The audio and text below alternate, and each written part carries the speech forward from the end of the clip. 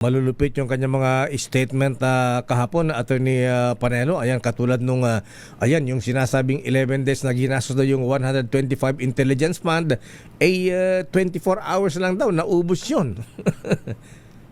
Malulupit pero walang laman. Kasi siguradong kasinungalingan yan kasi never naman siya nagtrabaho para kay VP Sara. Wala siyang personality para malaman yan or masabi yan. Yun ang problema sa kanya. At yun ang dapat maintindihan ng tao. Yung mga paratang niya laban kay VP Sara, yung mga paratang niya laban kay Pangulong Duterte, Ayan. walang katibayan. Laway lang ang puhunan niya. Diba? Kaya sinabi natin, yung mabibigat na paratang, they are conveniently and fatally unverifiable.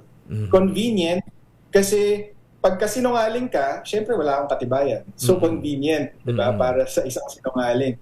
Fatal kasi hindi mo nga mapapatunayan yung sinasabi mo eh. So walang katuturan. Ayan. Ang ibig sabihin. So anong ibig ko sabihin doon, sir? Yung cash deliveries di umano. Kahit picture wala siya. Diba? Yung mga instructions daw ni PRRD tsaka ni VP Sara, all verbal. Tsaka over the phone pero prepaid phone or prepaid number. So hindi natin mabe-verify. Kailangan na pagkatiwalaan natin siya. Ba't naman natin siya pagkakatiwalaan? Nakakulong siya. May motibo siyang makalabas.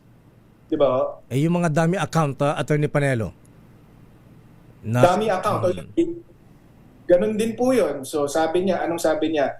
Ginawa daw siyang dummy ni Pangulong Duterte upang siya daw ang tatanggap ng mga kaperahan for parang sabi niya ata money laundering purposes.